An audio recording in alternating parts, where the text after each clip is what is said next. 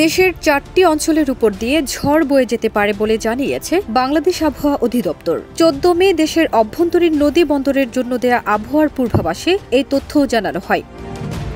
ওয়ালটন আবারও মিলিনিয়ার অফারে ওয়ালটন ফ্রিজ কিনে আপনিও হয়ে যেতে পারেন মিলিয়নিয়ার।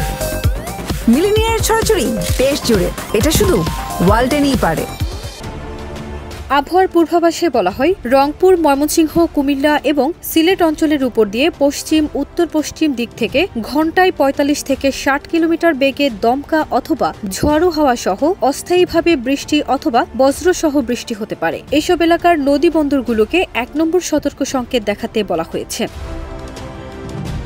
এদিকে ১৩ মে রাতে আবহাওয়া অফিস জানিয়েছে, আগামী ২৪ ঘণ্টায় ময়মনসিংহ ও সিলেট বিভাগের কিছু কিছু জায়গায় এবং রংপুর, রাজশাহী, ঢাকা, খুলনা, বরিশাল ও চট্টগ্রাম বিভাগের ২-১ জায়গায় অস্থায়ীভাবে দমকা হাওয়া সহ বিদ্যুৎ চমকানো বৃষ্টি, বজ্রসহ বৃষ্টি হতে পারে। সেই সঙ্গে কোথাও কোথাও বিক্ষিপ্তভাবে শিলাবৃষ্টি হতে পারে।